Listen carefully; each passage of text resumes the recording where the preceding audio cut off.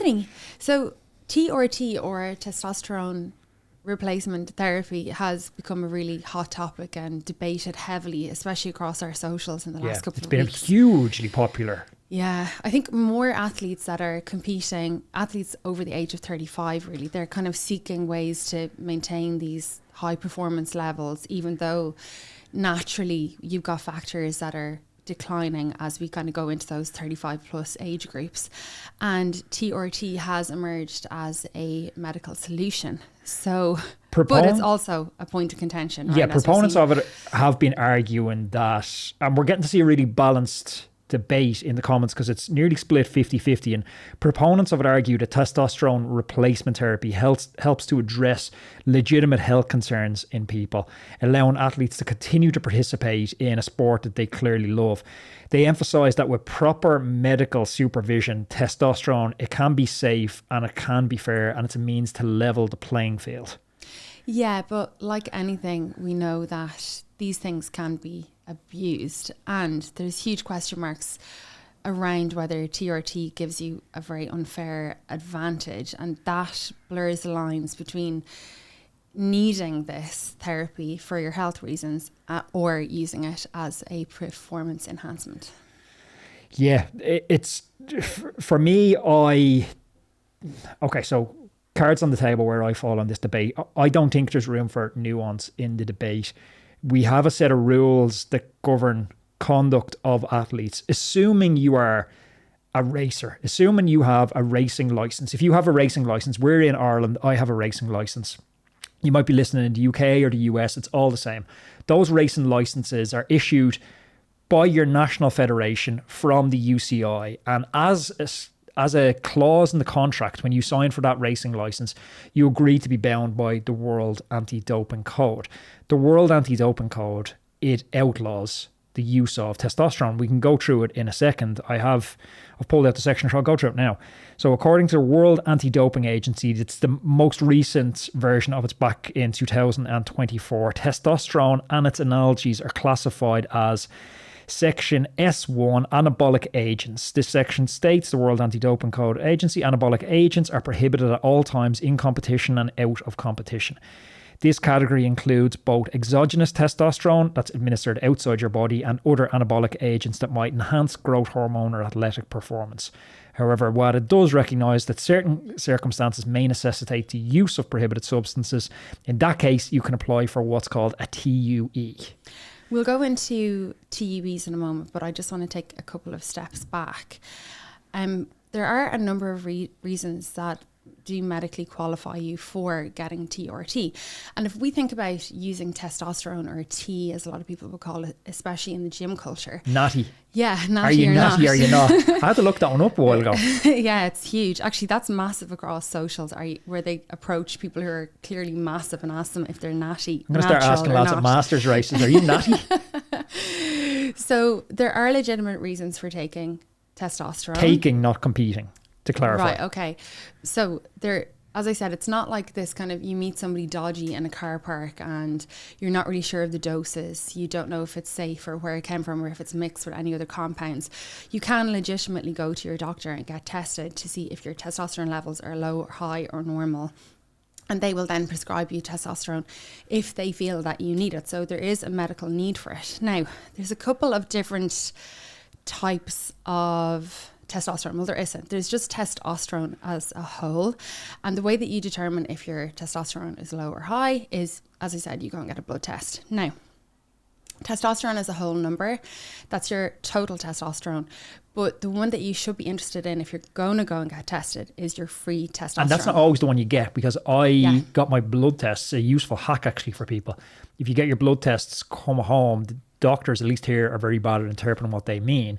You take your blood test results, put them into ChatGPT and ask it to interpret it as if you were a professional cycling team doctor looking to optimize performance for Tadej Pogacar, and it'll come back and it told me basically, testosterone figure that you have is pretty useless if we don't understand your free testosterone. That's the accessible amount of testosterone you have. Exactly. The way I was thinking about it is, if you have a lunchbox, you've got food in the lunchbox, it's packed up to the lid, but some of that food is wrapped in tinfoil and cellophane. You can't get access to it. And the food that you can get access to is the free testosterone. Interesting. Because I had to kind of figure out what does it mean, free testosterone versus total testosterone. So there you go.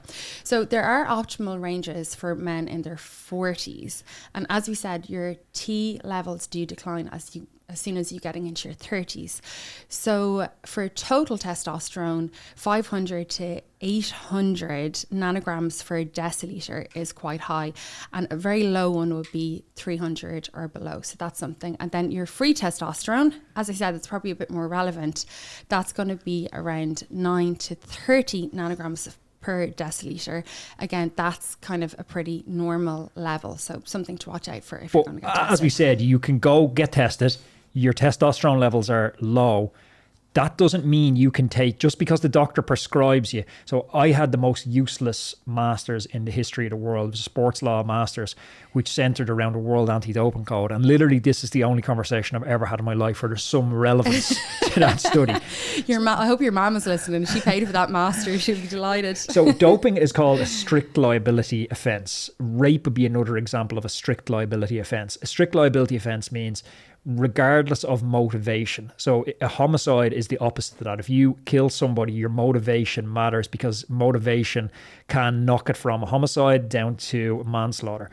In a case that's a strict liability offence like doping, motivation doesn't matter. It doesn't matter how the banned substance got into your blood. It doesn't matter if you meant to take it, if you meant to enhance performance, if your doctor prescribed it, it doesn't matter. The presence of that substance in your system is the offence, and you're in breach of the World Anti-Doping Code if that substance is in your body. Yeah, so the onus is on you not to take any substances that could be, tainted with these drugs, like meat or you're not going to get supplements, tainted testosterone. No, not testosterone, but I'm talking about what other drugs people in have general. got, like clenbuterol and stuff. Contador argued he had bad beef. Bad beef, yeah. But just actually to use your expression, to backpedal a little bit, I threw out the word TUE, or the abbreviation TUE there.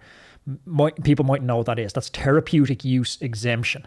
So a therapeutic use exemption is you apply to the UCI and you say to them, look, here's my medical records, and there's a criteria for getting this TUE.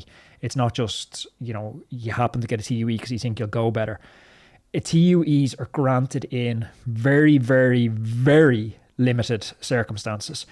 And the criteria is the athlete must have a primary or secondary hypogonadism. Don't even know what that is. You know what that is? No idea. Due to legitimate medical issue, e.g. pituitary dysfunction, must show unequivocal lab results showing consistently low testosterone, typically 6 to 8 nmol per litre, depending on lab reference.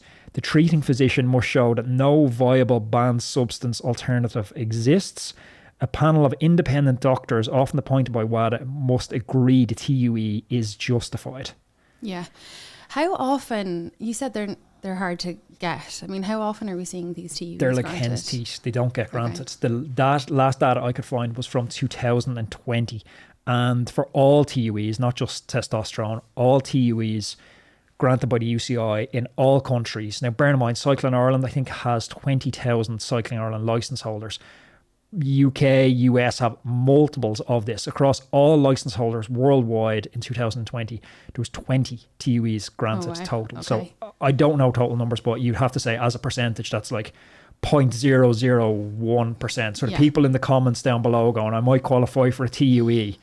You won't. It's like, I might win the lotto. You won't.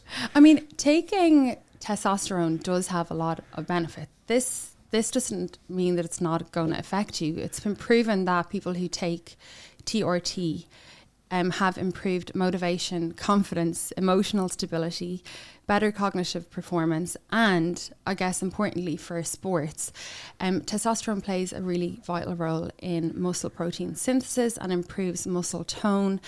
You've got more energy, you've got less fatigue, it restores your energy levels, you get an enhanced libido and sexual function and better body composition. So it definitely does help you insofar as how you perform in your sporting endeavour. But how much of this do you think is actually going on? Well, I think before I answer that question, the counterpoint to that argument is it's just restoring you to your normal levels. You've had a decline in testosterone, so you're not taking testosterone to supplement normal ranges. This is somebody who they will argue, this is not my viewpoint on it, people who are proponents of taking testosterone and think they should be allowed to compete with it will argue that it's just restoring them to their natural testosterone range, and they're not getting any of these benefits you listed. But you're competing against people who aren't artificially restoring their T levels, so therefore you do have a little bit of an advantage because you're racing in masters category, for instance. You're amongst peers, everyone is around the same age, and their testosterone levels are declining and you're artificially keeping yours afloat. So I don't really go for that argument.